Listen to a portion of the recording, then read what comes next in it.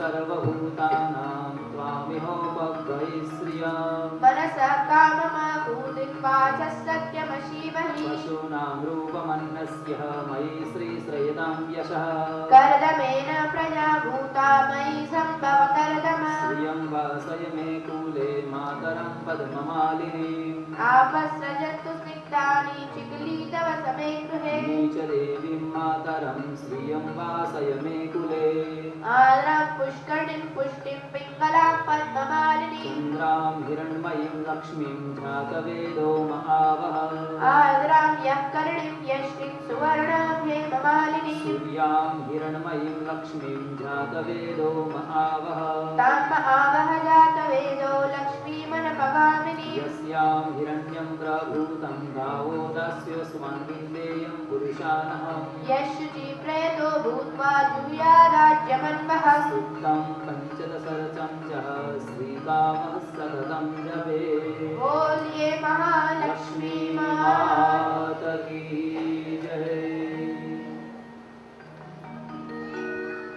लक्ष्मी जी के हाथ में वरमाला दी है और कहा कि आप ही पसंद कर ले कि आपको किसके वहां जाना है।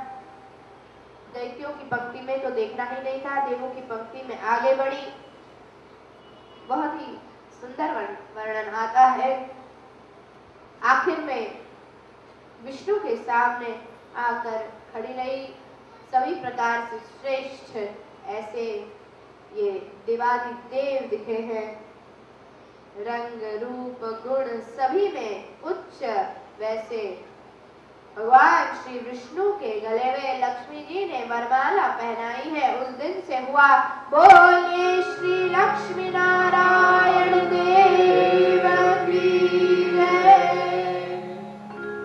नारायण के गले में जब लक्ष्मी जी ने वरमाला पहनाई तो नारायण ने चारों दिशा में देखा है। ये दिखाता है कि लक्ष्मी जी की जब हम पर कृपा हो तो अहंकार न रखे, अभिमान न रखे, बल्कि नम्र होकर चारों दिशा में देखे कि किसी को उसकी जरूरत है, मैं क्या किसी को मदद कर सकता हूं। तब लक्ष्मी ज्यादा समय तक, लंबे समय तक टिकती है। अगले क्रम पर भगवान धन्वंतरी हाथ में अमृत का कुंभ लेकर प्रकट हुए हैं। जो भगवान धन्वंतरी प्रकट हुए, आगे खड़े हुए कुछ दैत्यों ने उनके हाथ में से अमृत का कुंभ छीन लिया। दौड़ने लगे। दैत्यों ने कहा अरे हमें तो दो। बोलते हैं नहीं, हम आपको नहीं देंगे, आपको भी नहीं, देवों को तो छोड़ो, आपको भी नहीं देंगे, हम 2-3 जन मिलकर ही इसे पी ले। इतनी सारी मेहनत की थी अमृत पीने के लिए और अमृत देवों को नहीं मिले तो क्या मतलब। प्रभु ने कृपा की और एक अवतार लिया है, मोहिनी नारायण का अवतार लिया। दैत्यों को मोहित किया, अमृत का कुंभ ले लिया। देवों को अमृत मिला, दैत्यों को न मिला। देवों को सारी संपत्ति मिल गई, अमर हो गए, लेकिन संपत्ति मिलने के साथ साथ में गाफिल हो गए, रंग राग भोग विलास में डूब गए। लेकिन दैत्यों का राजा बलि मन से हारा नहीं, उसने शक्ति संपादन किया। एक विशाल सेना लेकर उसने इंद्र की अमरापुरी पर आक्रमण किया। इंद्र ने अपने गुरुदेव बृहस्पति से पूछा, गुरुदेव ये बलि को तो हमने कितनी बुरी तरह से हराया था, इसके पास इतनी शक्ति कहां से आ गई। बृहस्पति ने कहा, इंद्र तुम अमृत पीकर गाफिल हो गए, बलि का समय अभी बलवान है। हरि लाल की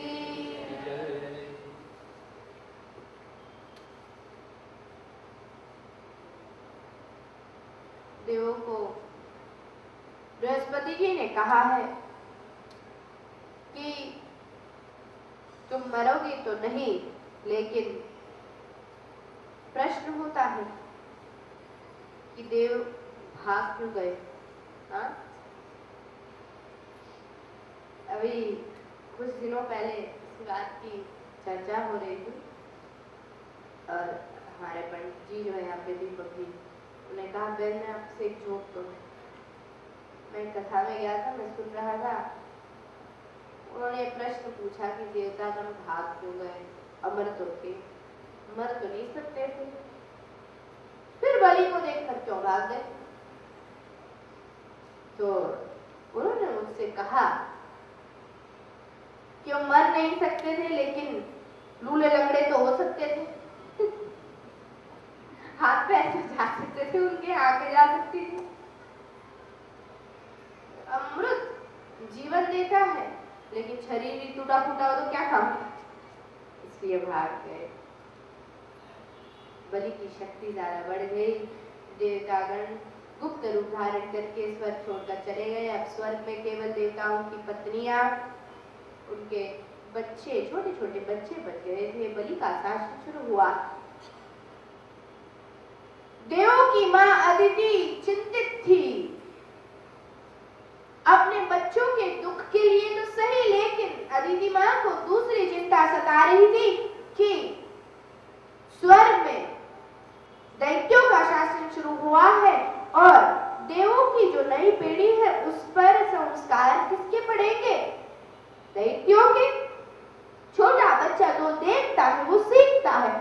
अदिति मां को अपने बच्चों की साथ ही अपने आने वाली पीढ़ी की चिंता थी। इस मुसीबत से अपने परिवार को कैसे बचाए। कश्यप ऋषि ने अदिति मां को पयोव्रत का वर्णन किया है। अदिति मां ने पयोव्रत किया, इसके फल स्वरूप भाद्रपद मास शुक्ल पक्ष द्वादशी का दिन और अदिति मां की कुख में देवों का कल्याण करने के लिए परमात्मा ने वामन अवतार लिया है। बोलिए श्री वामन नारायण देव की जय। वामन जी ने अवतार लिया, बटुक का स्वरूप है। वामन जी भिक्षाटन के लिए निकले हैं। छोटे से वामन, कंधे पर जनोई है। भृगुकच्छ नाम के प्रदेश से गुजर रहे थे। वहां पर बलि यज्ञ कर रहा था। यज्ञ करते करते बाहर नजर गई। बलि ने सोचा कि आकाश में एक सूर्य तो चमक रहा है, ये क्या दूसरा सूर्य उदय हो रहा है क्या। थोड़े पास में आए, देखा कंधे पर जनोई है, पता चला ब्राह्मण का बेटा है। इतना तेजस्वी बालक, इतना छोटा सा। बलि को हृदय में इतना आनंद हुआ, उसे इच्छा हुई कि मुझे इसे कुछ देना है, भेंट दे, दान दे। अपने सेवकों को भेजा है और कहा तेजस्विता से बड़ा उनका हाव भाव करके, अच्छा स्वागत करके उन्हें मंडप में लेकर आओ। वामन जी जब मंडप में पधार रहे थे तब बलि कहता है, स्वागतं ते नमस्तुभ्यं ब्रह्मन् किंकरवामते ब्रह्मर्षीणां तपस्साक्षान् मन्ये द्वारि वपुर्धरम् अद्य नः पितरस्तृप्ता अद्य नः पावितं कुलम्। स्वागतं ते नमस्तुभ्यं, ब्राह्मण आपका स्वागत है, आपको नमस्कार। ब्रह्मर्षीणां तपस्साक्षात्, आप जब आ रहे हैं तो ऐसे लग रहा है कि ब्रह्मर्षियों का तप साक्षात रूप लेकर आज मेरे सामने आ रहा है। अद्यनः पितरस्तृप्ता, आज मेरे सारे पितृ तृप्त हो गए। अद्यनः पावितं कुलम्, मेरा पूरा कुल पवित्र हो गया। आप जैसा पवित्र तेजस्वी ब्राह्मण मेरे अंगने में आया है। बलि ने बड़ी अच्छी अच्छी बातें की और फिर अंत में कहा, हे ब्राह्मण, हे विप्र, मेरे मन में इच्छा है कि मैं आपको कुछ दूं, कुछ भेंट में दूं, लेकिन अगर आप बताएंगे कि आपको क्या चाहिए तो वो देने में मुझे ज्यादा आनंद मिलेगा। आप बताएं आपको क्या चाहिए। वामन जी ने, जैसे हम सब जानते हैं, केवल 3 चरण पृथ्वी मांगे। ये सुनकर बलि राजा ने सोचा कि जितना तेज दिखता है उतना है नहीं लगता, कि मैं नहीं बोल, भागवत में शब्द है। बलि राजा ने वामन जी से कहा, तुम बालो बालिशमती स्वार्थम प्रत्युदोय था। हे बालक, तो अपनी बालिशता में अपने स्वार्थ को भूल गया। पता है तुम किसके सामने है? मैं बलि राजा राघवेंद्र बलि। एक बार मेरे सामने जो हाथ फैला कर जाए, दूसरी बार किसी के सामने उसे मांगने की जरूरत नहीं पड़ती। 3 चरण पृथ्वी में क्या होगा तेरा? मांगने हैं 300 गांव मांग ले, पूरी जिंदगी निकल जाएगी। वामन जी ने कहा, नहीं राघवेंद्र, पदानि त्रीणि दैत्येन्द्र संमितानि पदामम। राजन, अपने आप सामने से आकर जो मिले उसमें संतुष्टि रखनी चाहिए और व्यक्ति को केवल अपनी जरूरत जितना मांगना चाहिए, उसी में जीवन का सुख है। और मुझे इससे ज्यादा चीज की आवश्यकता नहीं है। मैं अपने विस्तार को बढ़ाऊं क्यों? मैं नहीं चाहती। बलि ने बहुत समझाया, वामन जी ने एक न मानी। नहीं, बलि ने कहा ठीक। अब बलि राजा के जो गुरु थे उन्हें लगा शुक्राचार्य को, ब्राह्मण बड़ा अजीब है। मैंने आज तक देखा है जितने भी ब्राह्मण आते हैं मेरे राजा के पास से मांगते रहते, राजा ये करके दो, वो करके दो, ये दे दो, वो दे दो। और इनको सामने से मेरे राजा कह रहे मांग लो, और ये ना बोल रहे। ध्यानस्थ होकर देखा, पता चला ओह ये तो विष्णु का अवतार है। 3 चरण में मेरे राजा की सारी संपत्ति ले लेंगे और उन्हें पाताल में भेज देंगे। बलि राजा का हाथ पकड़ा, पीछे खींचा है। बलि से कहा, बलि इनको ना बोल दे। उन्होंने कहा क्यों? विष्णु का अवतार है, तेरी संपत्ति लेने आए। तो जैसे ही 3 चरण पृथ्वी देगा तब तुझे पाताल में भेज देंगे। बलि ने कहा, गुरुजी 2 बातें हैं। देखिए ये सामने से मांगने आए नहीं, मैंने उन्हें आमंत्रण दे के बुलाया और मांगने को कहा। अब अगर मैं ना बोल दूं तो ब्राह्मण के हृदय को ठेस पहुंचाने का, उसका निरादर करने का पाप मुझे लगे और उस पाप की सजा भुगतने के लिए मुझे नरक में जाना। और जैसे आपने कहा, मुझे अगर मैंने दान दे दिया तो ये विराट होकर मुझे पाताल में भेज देंगे, तो नरक तो निश्चित है। अब केवल मूठ पसंद करना है। बलि राजा ने कहा, गुरुदेव न देकर पाप की सजा भुगतने के लिए मैं नरक में जाऊं, उससे अच्छा मैं देकर ना जाऊं। और गुरुदेव विश्व का अधिष्ठान परमात्मा आज स्वयं मेरे आगे मांगने खड़ा है, मैं तो दूंगा। ऐसा अवसर किसके पास आता है? जरूर दूंगा। बलि राजा बाहर आए, कहा विप्र आइए, दान देने का संकल्प दिलवाए। संकल्प देने की जो झारी थी उसके पुराण में जाकर शुक्राचार्य जी बैठ गए, सूक्ष्म रूप लेकर। उन्हें ऐसा कि ये दान हो ही नहीं। बलि राजा ने पूछा, पानी क्यों नहीं आ रहा? दर्भ की एक सरी निकाल कर वामन जी ने अंदर मारी। शुक्राचार्य की एक आंख चली गई है। शुक्राचार्य जी एक नेत्र वाले हुए, एक चक्षु हुए। जीवात्मा की भी 2 आंखें हैं, स्वार्थ की और परमात्मा की। शुक्राचार्य वो है जिसकी एक ही आंख है स्वार्थ, जो केवल अपना स्वार्थ ही देखता है। जीवन में अच्छे कार्य करने के मौके यूं तो सोचिए, गिनिए कितने आते हैं। उसमें भी अच्छे कार्य हम आनंद से करते हैं, पूरे उत्साह में आकर करते हैं। उसमें कोई घर का आदमी, कोई निकट का आदमी शुक्राचार्य करके आ जाए। इतना क्या कर रहे हैं आप, इतना नहीं होता। अरे हमने तो बहुत देखा, आप तो इसमें समझो लुटाने ही बैठ गए। इतना नहीं करना चाहिए। शुरुआत में ऐसा लगता है कि ये आदमी हमारी बचत करवा रहा है, लेकिन जीवन में जब सब कार्य करने बैठे हो, पुण्य के समय कितने आते हैं। सचमुच हमारे पुण्य पर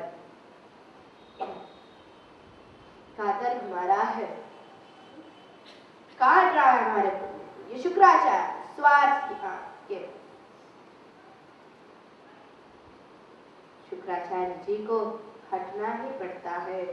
बावन जी ने संकल्प दिलवाया। फिर तो आगे की कथा बड़ी प्रचलित है। प्रभु विराट हुए, 2 कदम में सारे तीनों लोग की संपत्ति लेगी। तीसरा कदम रखने की जगह नहीं थी। बलि राजा से पूछा, कहाँ रखूं राजन? बलि राजा ने कहा, प्रभु अब तक मेरे मस्तक में आपका प्रवेश नहीं हुआ।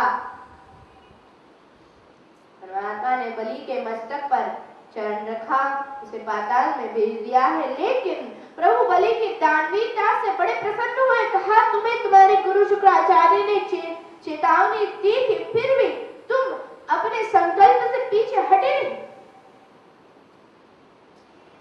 प्रभु ने वरदान दिया कि पाताल में भी मैं तुम्हारी रक्षा करूंगा।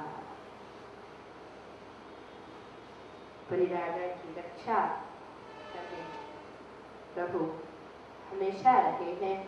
इसके साथ 8वें स्कंद को प्रणाम करें। 9वें स्कंद की कथा, ईशानु कथा, उसकी तरफ आगे बढ़े उससे पूर्व 1-5 मिनट के लिए हरिनाम संकीर्तन हो जाए। हमारे मध्य में वामन 2 प्रभावी वंशों का वर्णन आता है, एक सूर्य वंश और दूसरा चंद्र वंश। सूर्य वंश परमात्मा श्री राम की कथा आती है और चंद्र वंश में प्रभु श्री कृष्ण की कथा आती है। 9वां स्कंद में महत्व के कुछ चरित्र आते हैं। उसमें से पहला चरित्र है नवग का पुत्र नाभाग। माता पिता की सेवा का प्रतीक है नवग। बहुत बड़े राजा थे, उनके पुत्र थे नाभाग। पढ़ने के लिए गुरुकुल में गए थे। गुरुकुल से 24-25 वर्ष की उम्र में ज्यादा से ज्यादा 25 बेटा वापस आता है, ब्रह्मचर्य आश्रम खत्म होता है। लेकिन नाभाग को ज्ञान की ज्यादा चेष्टा थी। गुरुकुल में ज्यादा रह गए। उनके भाइयों ने नाभाग के आने के लिए प्रतीक्षा नहीं की। पिता की सारी संपत्ति जो थी अपने आप में बांट ली। नाभाग जब वापस आए, पूछा, मेरा हिस्सा कहाँ है? हंसते हुए कहा, तुम्हारे हिस्से में आए ना पिताजी, पिताजी तुम्हारे हिस्से में आए। नाभाग ने स्वीकार किया। नाभाग ने अपने पिता की बहुत सेवा की और उसके फल स्वरूप उनके वहां अमृत जैसा अति दिव्य पुत्र हुआ है। अमृत की कथा से एकादशी के व्रत का महत्व पता चलता है। अमृत जैसा संस्कारी पुत्र। यदि आप चाहते हैं कि आपके वहां संस्कारी बालक आए तो माँ बाप की, बुजुर्गों की सेवा करें।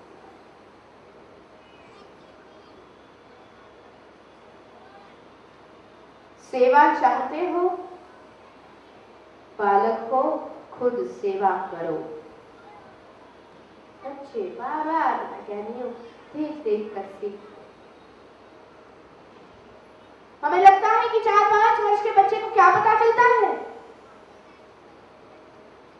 युवानी का समय है, दिमाग गर्म रहता है।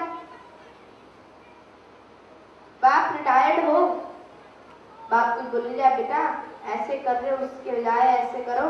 हमारा अनुभव अनुभव ये बताता है, बेटा तुरंत कहेगा पिताजी जमाना बदल गया है, आप बीच बीच में मेरे व्यवसाय के बीच में आप बीच में न बोले, मुझे पता चल रहा है क्या कर रहा हो।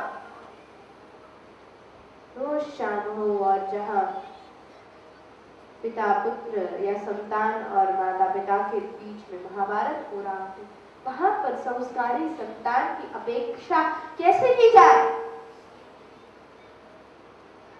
छोटा सा बालक खेल रहा है, देख रहा है, शायद आपको लगता है कि समझता नहीं, लेकिन बच्चा सब कुछ समझता है। वो क्या समझेगा, वो देखेगा कि पिताजी दादाजी को बोल रहे हैं जोर से, बच्चा पकड़ लेगा।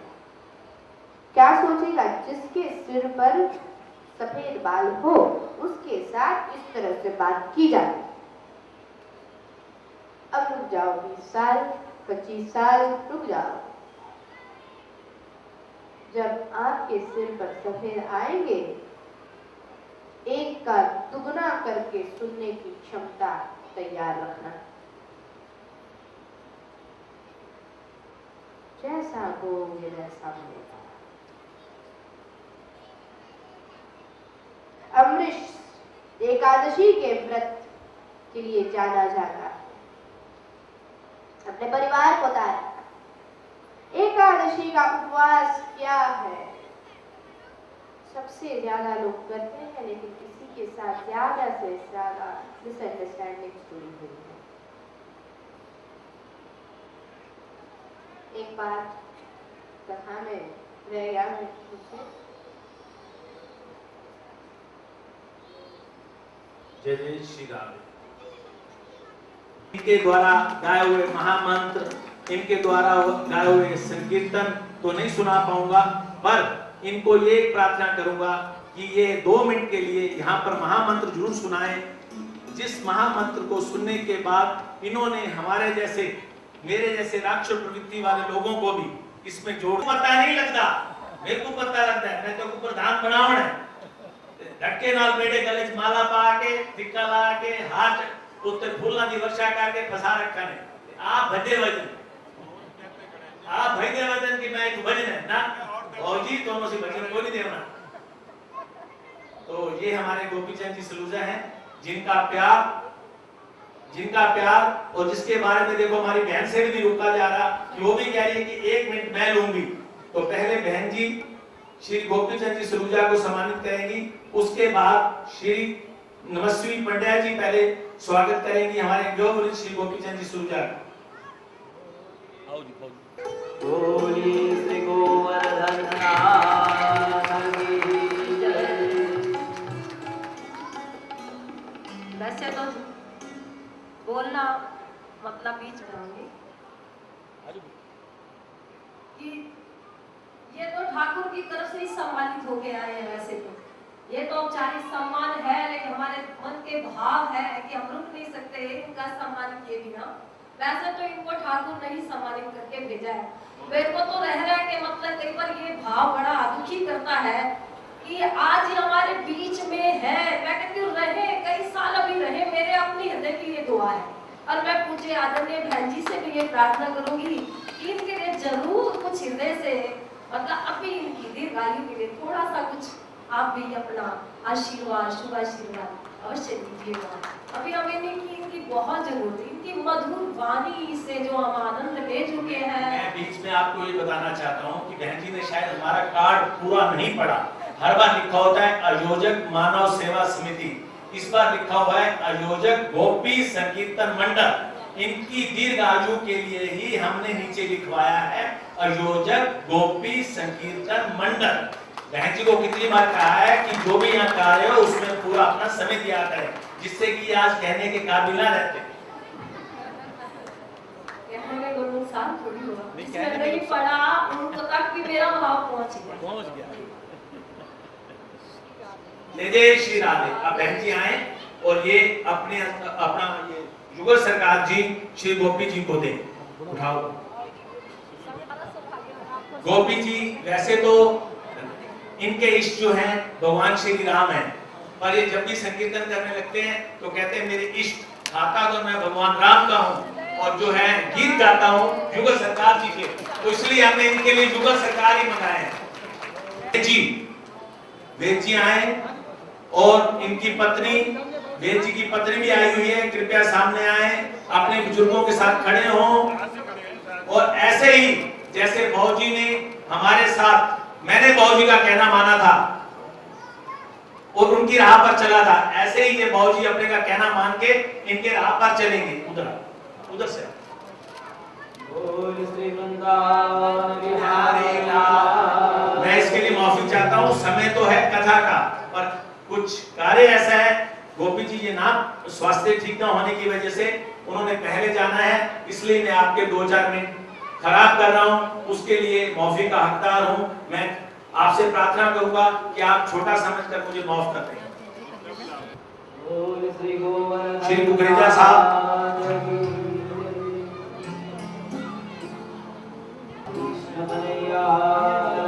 इन्होंने हमें अयोध्या के अंदर मशहूर करवाया, चित्रकूट में मशहूर करवाया, ब्रह्मपुरी में मशहूर करवाया।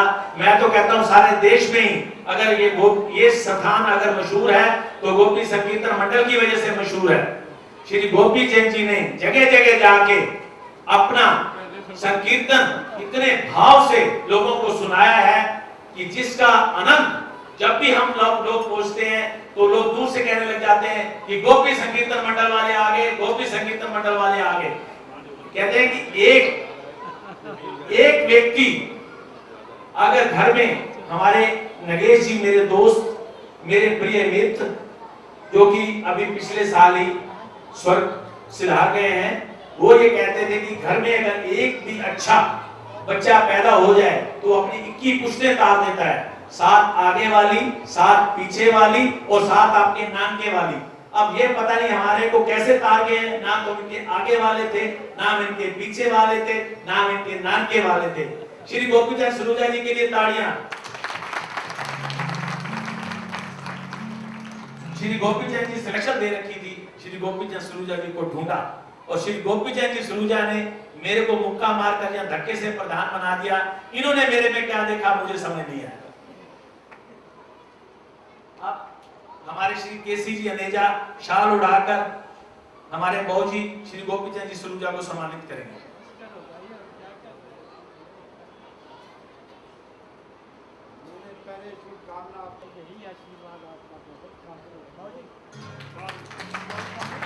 जय करे वीर बजरंगे। अब मैं जी से आज्ञा चाहूंगा कि 2 मिनट के लिए श्री गोपीचंद जी सलूजा हम सबको करवाएंगे, उसके बाद जैसे आपकी आज्ञा हम वैसे चलेंगे। बालक राम, छोटे राम,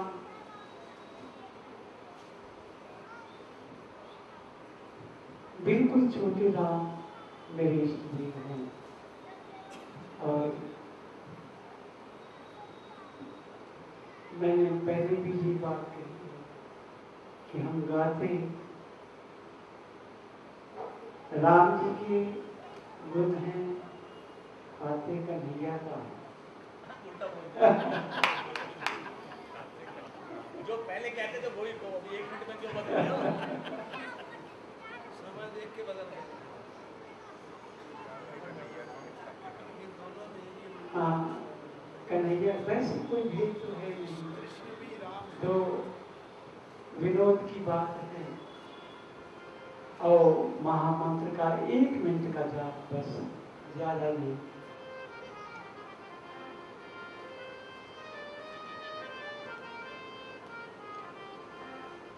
हरे रामा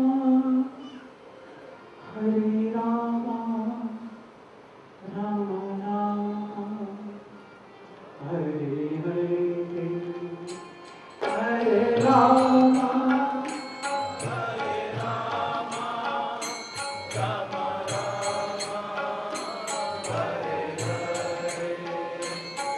हरे कृष्णा हरे कृष्णा कृष्णा कृष्णा हरे हरे, हरे कृष्णा कृष्णा कृष्णा हरे हरे, हरे रामा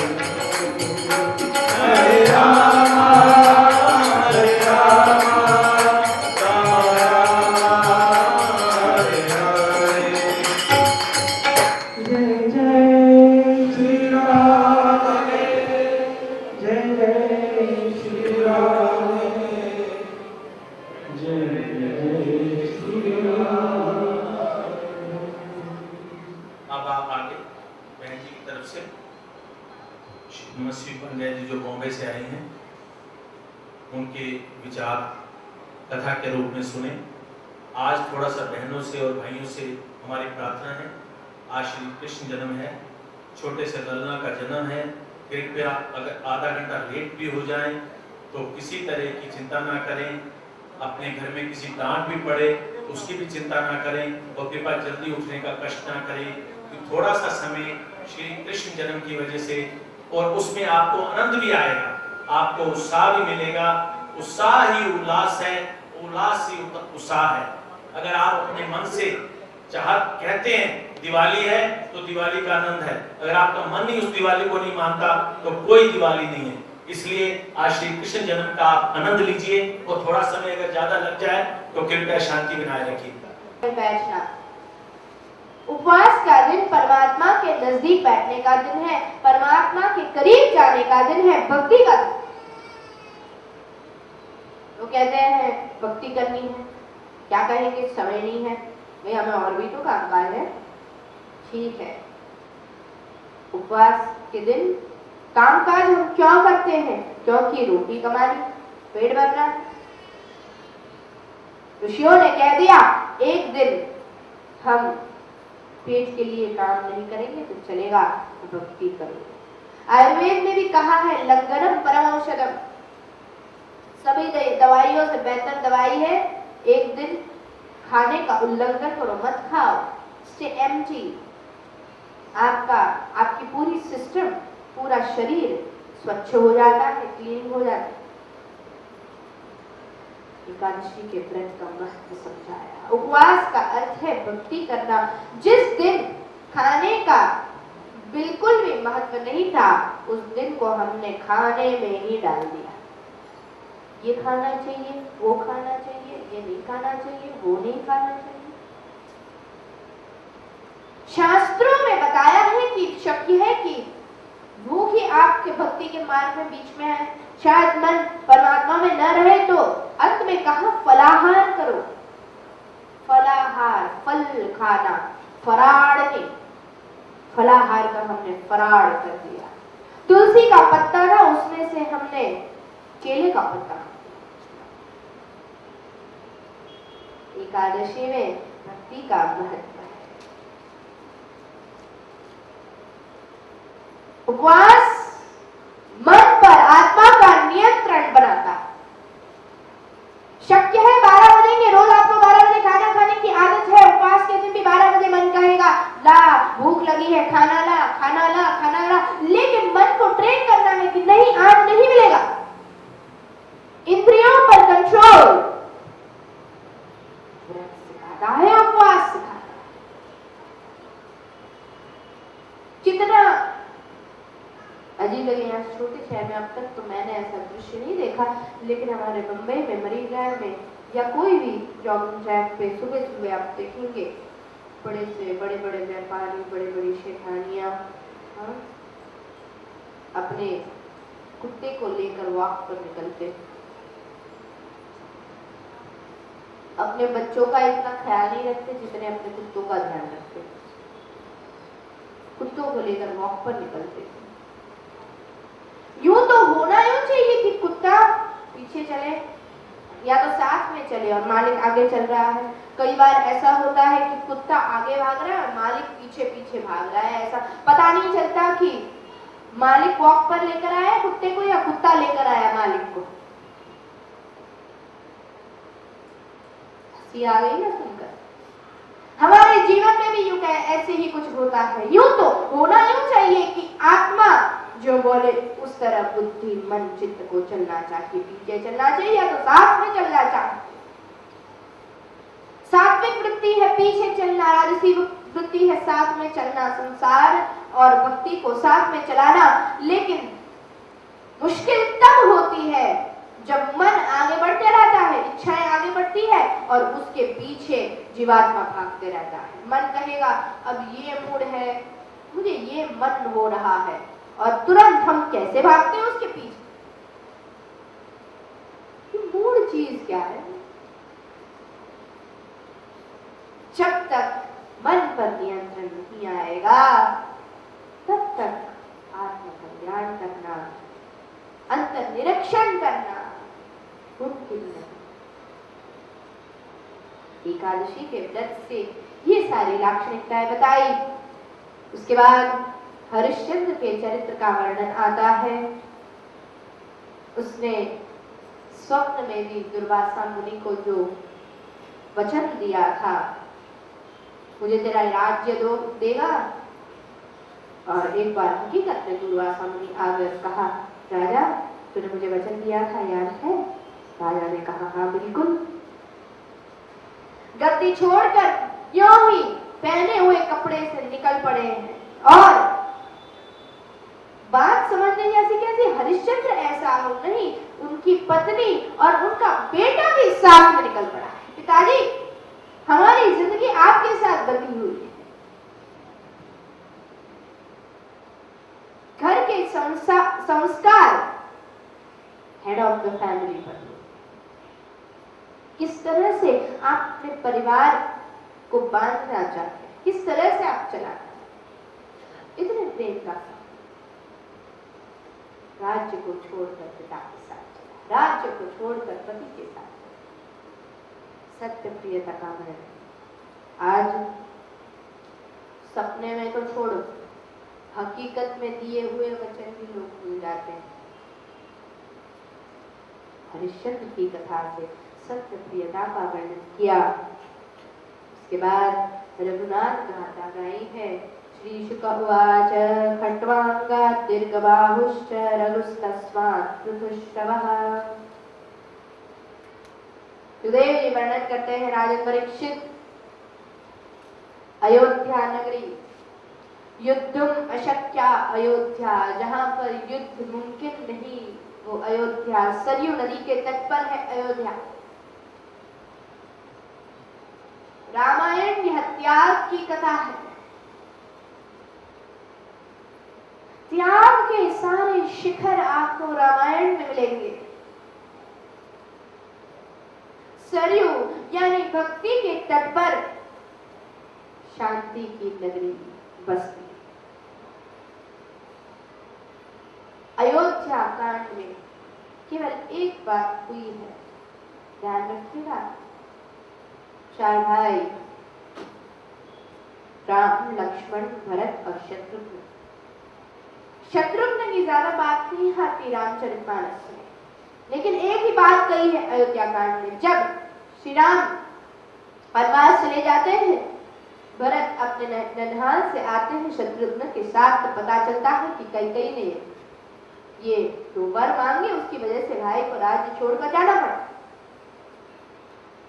शत्रुघ्न को पता चलता है कि ये सारा विष किसने डाला है। जाकर मंथरा को, शत्रुघ्न का एक जाकर मंथरा को मुष्टि मारी, मारा। अयोध्या कांड में केवल एक ही मार का प्रसंग है, मारा। मंथरा यानी कुबुद्धि। शांत से शांत वातावरण में, शांत से शांत परिवार में या समाज में या देश में कुबुद्धि जब पलने लगे, तब राम ईश्वर कल्याण को जाकर वनवास काटना ही पड़ता है। फिर राम राज्य के लिए लोगों को रुकना पड़ता है। शत्रुघ्न, शत्रु को खत्म करने वाला सबसे बड़ा शत्रु कौन है? सबसे बड़ा शत्रु है कुबुद्धि, मंत्रा। उसको मारा। छोटा सा प्रसंग शत्रुघ्न का, लेकिन बहुत महत्व का। उन्होंने जीवन में से कुबुद्धि को मारा। दशरथ जैसा पिता नहीं हुआ जिसकी 10 इंद्रियां केवल राम की तरफ जा रही है। वो दशरथ। सभी पिता चाहते हैं कि मेरा बेटा राम जैसा हो। हर भाई चाहता है कि मेरा भाई लक्ष्मण जैसा हो। छोटा भाई चाहता है मेरा बड़ा भाई राम जैसा हो।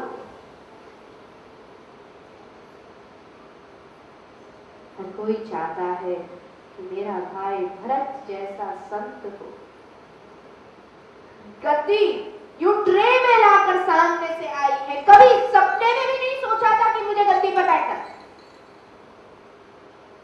और अयोध्या के राज्य को कम मत समझना। अयोध्या के राज्य की देवता गण भी ईर्ष्या खाते थे। ऐसा राज्य था, भव्य राज्य, और ऐसा राज्य सामने से आकर मिला है, सोचा भी नहीं था। और दो भाई राज्य को फुटबॉल की तरह खेल रहे। मैं नहीं बैठूंगा, नहीं तेरा हक है, नहीं भैया आपका हक है। और अंत में भरत जी नहीं बैठे, पादुका रखी है, खुद वन में रहे राज्य के बाहर, क्योंकि रक्षा करनी जरूरी थी। त्याग की कथा, एक एक शिखर के चरित्र रामायण। आज पिता की यदि थोड़ी सी जमा पूंजी और छोटा सा घर हो, उसके लिए चार भाई मिलकर क्या मारने मरवाने पर तैयार हो जाते। नहीं मेरा हक है, नहीं मेरा। 15-15, 20-20 साल तक कोर्ट में केस चलते रहते।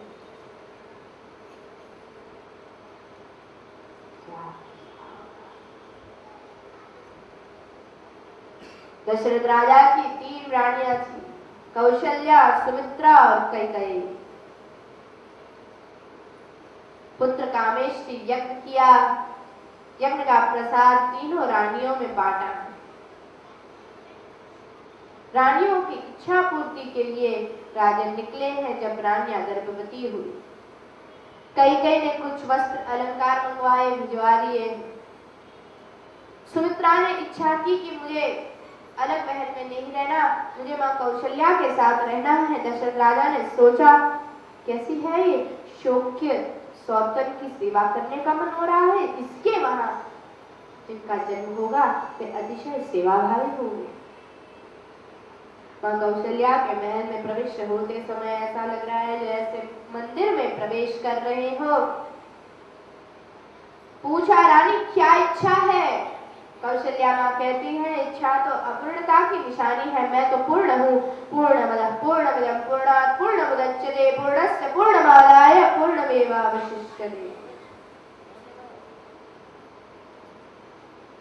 महाराज ने सोचा कि इसके वहां जन्म लेगा वो परम पूर्ण पुरुषोत्तम परमात्मा है। मास बीते, एक दिन सुबह राजन अपने कक्ष में निद्राधीन थे। स्वप्न आया है, घर में सुंदर लक्ष्मी नारायण का मंदिर था। विद्वान ब्राह्मण वेद घोष करके पूजा करवा रहे थे। तीनों रानियों के साथ राजा पूजा कर रहे थे। पूजा के अंत में आरती शुरू हुई। दिव्य घंट ध्वनि, शंख ध्वनि, मृदंग ध्वनि हो रहा है। राजा आरती उतार रहे हैं। आरती करते करते राजा ने एक दृश्य देखा। नारायण की मूर्ति में से दिव्य तेज किरण निकलकर मां कौशल्या की कोख में प्रविष्ट हो रहा है। स्वप्न देखकर राजन उठ गए। स्वप्न शास्त्र का नियम है कि शुभ स्वप्न देखकर ज्यादा समय तक सोए रहना नहीं चाहिए। उठे, नित्य कर्म से खत्म करके अपने गुरुदेव विश्वामित्र के पास गए। स्वप्न का वर्णन किया, अर्थ पूछने के लिए। स्वप्न का जो वर्णन शुरू हुआ, ये ब्रह्मर्षि उठकर नाचने लगे। राजन ने पूछा, गुरुदेव मुझे भी तो बताइए, मैं भी आपके आनंद में सम्मिलित हो जाऊं। नाचते नाचते महापुरुष ने कहा, राजन तो बड़ा भाग्यशाली है, स्वयं परमात्मा तेरे महल में अवतरण करने वाले हैं। 24 घंटों में तेरी इच्छा पूर्ण होगी। ब्रह्मर्षि के मुख से जैसे ये शब्द निकले, उसी वक्त चैत्र शुक्ल नवमी का सूर्योदय हुआ। धीरे धीरे सूर्य मध्य आकाश में पहुंचने लगा। रानियों को वेदना शुरू हुई है। महल के आसपास भीड़ इकट्ठी होने लगी। मध्याह्न का समय और पूरे विश्व पर उपकार करने के लिए, विश्व का कल्याण करने के लिए परमात्मा ने मर्यादा पुरुषोत्तम का अवतार लिया है। बोलिए श्री रामचंद्र भगवान की जय। श्री रामचंद्र कृपालु भज मन हरण भय।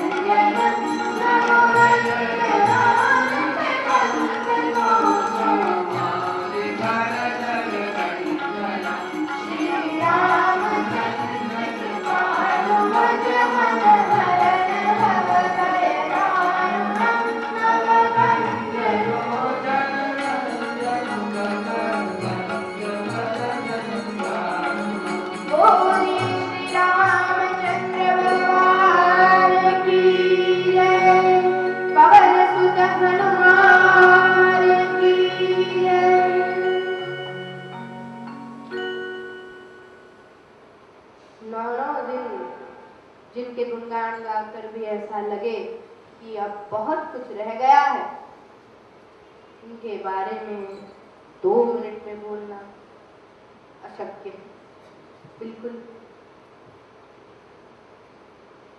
राम मर्यादा पुरुषोत्तम है। भागवत में श्री कृष्ण की कथा कहने से पहले रामचरित्र आता है, क्योंकि जब तक श्री राम की मर्यादा समझ में नहीं आएगी तब तक श्री कृष्ण के गुण समझ में नहीं आएंगे।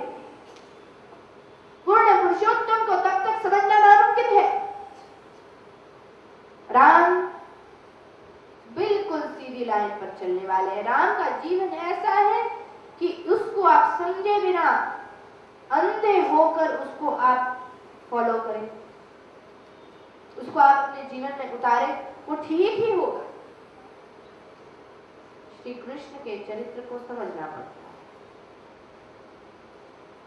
यों ही अगर कृष्ण का उदाहरण लेने लगे तो वही अटपटी बात हो जाएगी।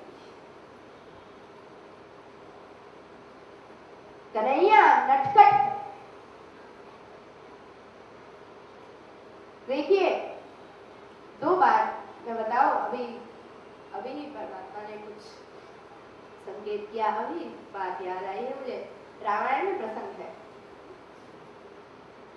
श्री राम जब विश्वामित्र के साथ में लेके गए थे राक्षसों से रक्षण करने के लिए उनका, उसके बाद वे सीता जी के नगर में आए और वहां पर आकर राम और लक्ष्मण ने पूछा, नए शहर में आए हैं गुरुजी, हम जरा घूम आए, जरा देख कर आए शहर कैसा है।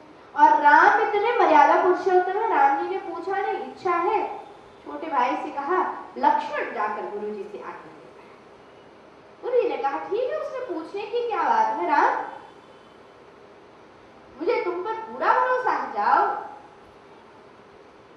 और ऐसा एक प्रसंग भागवत में भी आता है, कराएगा।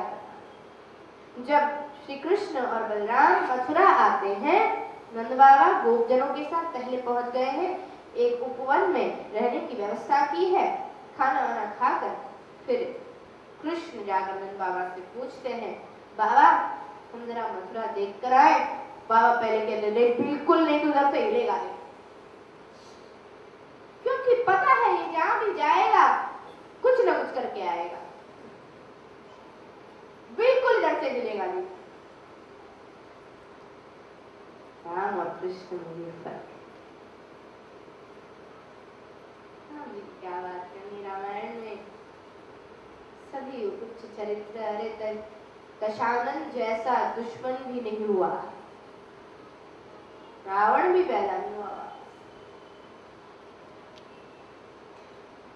रावण रवति रोदिति चरित रावण, जो खुद जब तक उसके इच्छा पूर्ति नहीं होती तब तक रोते रहता है, और सीता का हरण करके उसने राम को भी रुलाया। दैत्य और भक्त के बीच में क्या फर्क है? भक्त वो है जो बड़ी बड़ी विपत्तियों में, कठिनाइयों में भी जो संतुष्ट है, जो परमात्मा की भक्ति में लगा रहता है, जो खुश है जीवन से, संतुष्टि। किसी भी भक्त का आप उदाहरण ले लीजिए, जीवन में कितनी कठिनाइयां आती। मीरा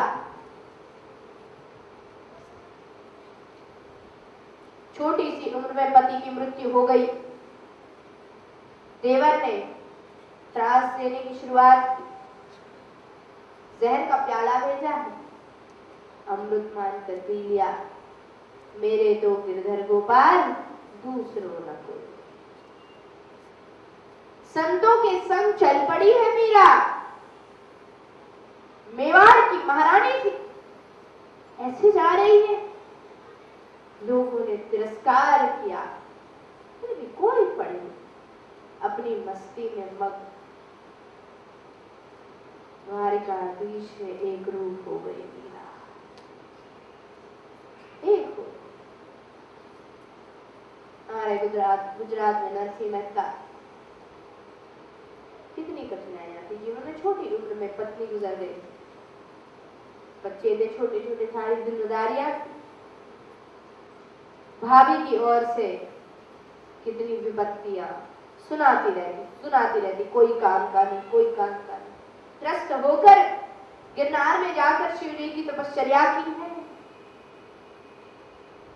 प्रसन्न हुए, संतुष्ट। पत्नी गुजर गई, कहा भलू थयु भांगी जंजाल, सुखे बजी सुश्री गोपाल। अच्छा हुआ, आज जाना, कल जाना था, आज चली गई, सारी उलझने खत्म हो गई, जंजाल उलझने खत्म हो गई। अब सुख से, आनंद से गोपाल का नाम लेंगे, हरि का नाम लेंगे।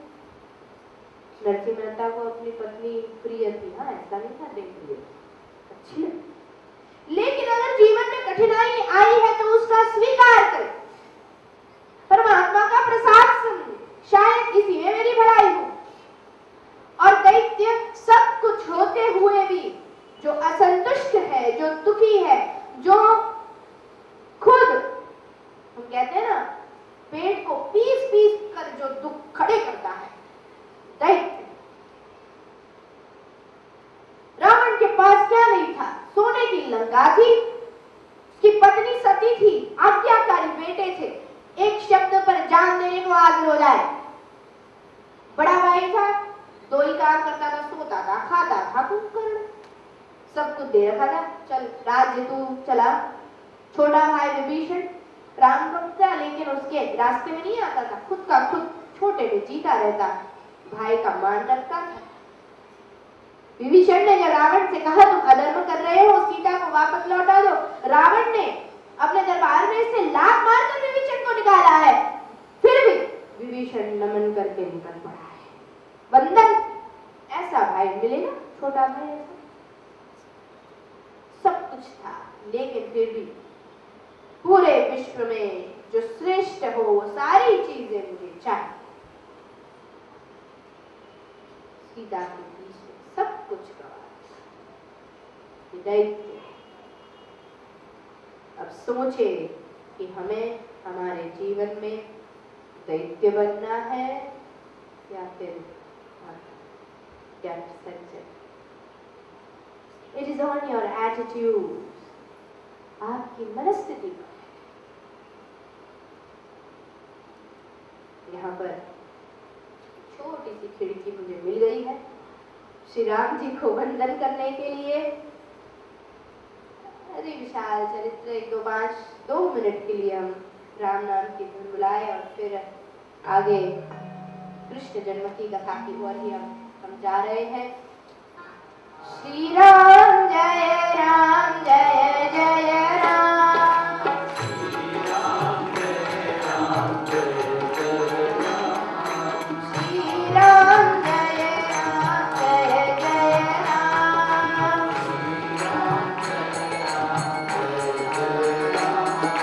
श्री राम जय राम जय जय राम, श्री राम जय राम जय जय राम, श्री राम जय राम जय जय राम, श्री राम जय राम जय जय राम, श्री राम जय राम जय जय राम, श्री राम जय राम जय जय राम, श्री राम जय राम जय जय राम, श्री राम जय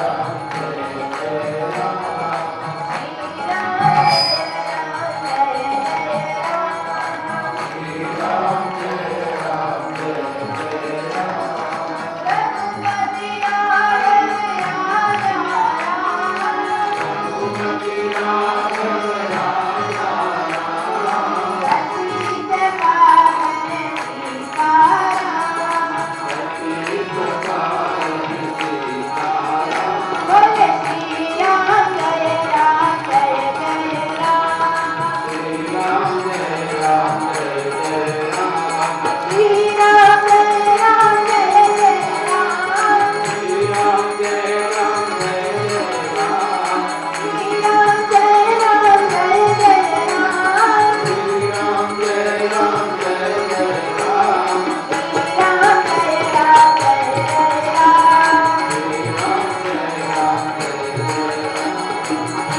राम जय राम जय जय राम, श्री राम जय राम जय जय राम, रघुपति राघव राजा राम, रघुपति राघव राजा राम, रघुपति राघव राजा राम, रघुपति राघव राजा राम, पतित पावन सीताराम, पतित पावन सीताराम, बोलो श्री राम जय राम जय जय राम, श्री राम जय राम जय जय राम, श्री राम जय राम जय जय राम, श्री राम जय राम जय जय राम, श्री राम जय राम जय जय राम, श्री राम जय राम जय जय राम, श्री राम जय राम जय जय राम, श्री राम जय राम जय जय राम, श्री राम जय राम जय जय राम, श्री राम जय राम जय जय राम, श्री राम जय राम जय जय राम, श्री राम जय राम जय जय राम, श्री राम जय राम जय जय राम, श्री राम जय राम जय जय राम, बोलिए श्री रामचंद्र भगवान की जय, पवन सुत हनुमान की। नवमस्कंद के अंत में ययाति की कथा कही है। ययाति की कथा द्वारा चारित्र शुद्धि का महत्व समझाया। अंत में वसुदेव जी के जन्म की कथा के साथ नवमस्कंद को वंदन किए हैं। वसुदेव जी का दूसरा नाम है आनक दुंदुभी, क्योंकि उनका जब जन्म हुआ तब स्वर्ग में आपोआप ढोल नगाड़े मंजीरे बजने लगे हैं। आनक दुंदुभी आनंद का प्रतीक है। दशम स्कंद निरोध लीला अतिशय पवित्र है। दशम स्कंद की शुरुआत में परीक्षित राजा ने प्रश्न पूछा है, कथितो वंश विस्तारो भवता सोम सूर्ययोः। महाराज, आप अब मुझे सूर्य वंश की कथा सुनाएं, उसमें भी विशिष्ट श्री कृष्ण की कथा सुनाएं। सुखदेव जी ध्यानस्थ हुए। परीक्षित राजा से कहा, राजन ये तुमने बड़ा पवित्र प्रश्न पूछा। देव जी इष्ट देव है श्री कृष्ण गदगद हुए